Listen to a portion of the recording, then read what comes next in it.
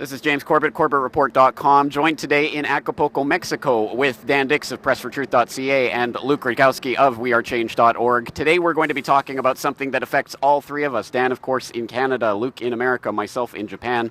That is the pressing dangers to internet freedom in legislation that has either just been passed or is being passed or wants to be passed in all three of these countries. We're going to start with Dan talking about what's happening in Canada. I know you've been covering this recently. What are the latest threats to internet freedom in Canada? Well, the latest one that's threatening us right now is Bill C-51.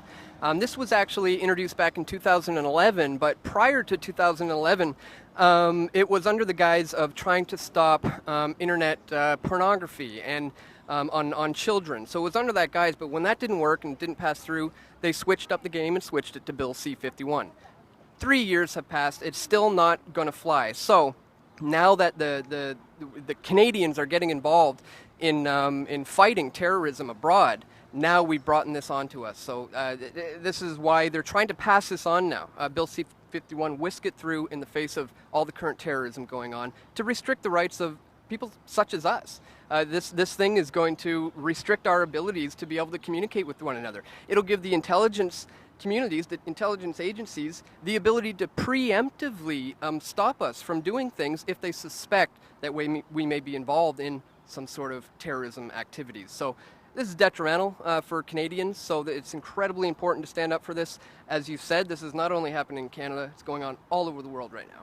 And of course, playing the terror card in order to clamp down on freedom, no stranger to the U.S. situation, where Luke Rudkowski, of course, is reporting on the latest dangers in Congress regarding this type of legislation. What's going on there? Well, of course, we know Congress tried to pass SOPA and PIPA. They failed, luckily, but they still try to throw their legislation in other bigger pieces of legislation, which makes it virtually impossible to really get through everything. But Congress has not been yet successful in censoring the internet. But Obama, during his State of the Union, he said we have to protect our children from cyber terrorism. And what he's trying to pass is this new executive order on cyber legislation, cyber security, that will ultimately make it illegal to even view documents that are classified. So if you get shared documents, someone gives you and emails you documents just like the Snowden leaks or all these other documents that the government doesn't want you to see, that they don't officially leak themselves, which they do sometimes when it looks good in their favor. If you are a receiver of those documents, you face 10 years in jail and a $100,000 penalty. So Obama's trying to ram through these laws since Congress has failed, and he's doing it under the guise of protecting our children from cyber terrorism, which is obviously pieces of flying crap. So. Of course, and that sounds extremely familiar to those who are familiar with the Japanese law. It was just passed in last December, which also criminalizes the reception of any material that the government deems classified or secret by journalists. So for the first time, really criminalizing real journalism in Japan, although there isn't much there anyway because of the club system that they have in place to basically limit any type of journalism that goes on there. But of course, we all know, unfortunately, all too well about the problems. The question is, what about the solutions? Luke, you bring up SOPA and PIPA, which of course was not successful in being passed a couple of years ago, but of course it's the war of attrition. They keep bringing it back, bringing it back, bringing it back. The question is this something that we're going to get blocked legislatively, or is there a more fundamental level at which we can be attacking this? Luke, your thoughts? Well, one thing that we know is that the system, the powers that be, always take 2 steps forwards and 1 step back. This is their step back, but they're going to make 2 steps forwards. So we have to be aware of what's happening within our kind of legal political system and bring attention to it. Just this mere fact of other people being aware of this made sure that this bill would not pass. Our attention and what we focus on and what we want, it's a constant tug of war between the powers that be and the people who are supposedly represented by the government. So I've never been a fan of lobbying politicians. I've never been a fan of asking criminals for help with crime, because you're going to get more crime, and the government always finds, out of a problem, a solution that only works out better for them, which creates more problems. I believe in spreading attention. I believe in people innovating new technologies, new encryptions, new kind of outlets that kind of bypass the old system.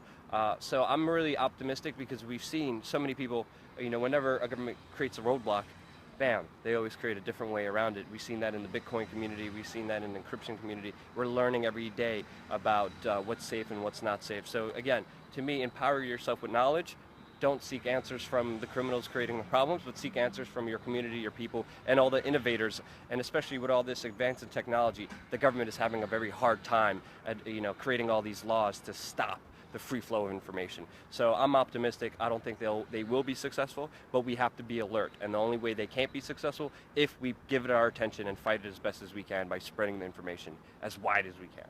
You bring up good points. Technology always the double-edged sword. If they try to use it against us, there are people who will find ways to use it against them as well, which is exactly what this free internet media is all about. But also, you bring up the point that it was the mass mobilization that happened around things like SOPA and PIPA that made the blockage of that legislation possible because of the mass awareness. It's one of the few issues. 14 years of occupation of Afghanistan, 1 million dead Iraqis, all these things don't matter to people, but talk about censoring the internet and people get up in arms.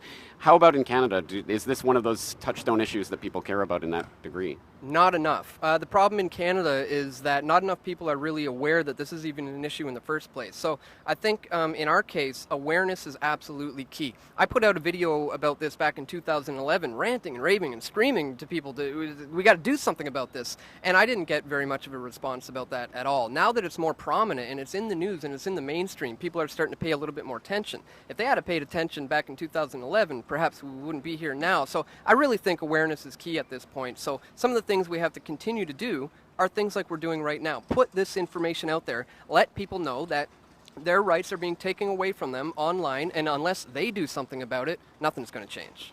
Also, the old phrase "use it or lose it" comes to mind because, again, it's one of those things that it is a muscle, and the more you flex it, the stronger it becomes. And in that regard, thinking of all of the ways that this technology can be used and is sorely underutilized by a lot of the public out there. Obviously, citizen media like WeAreChange, like Press for Truth, like hopefully the Corbett Report are ways that anyone out there, literally in the audience who is listening to this, who can make a video, who can do a podcast, who can put out a video, or who can even share this information with others, is doing something to help in this regard. And also, we've got to keep using the internet for what it's for, which is spreading of freedom and truth, and cat videos if you want, but make sure that there's a bit of freedom and truth in there.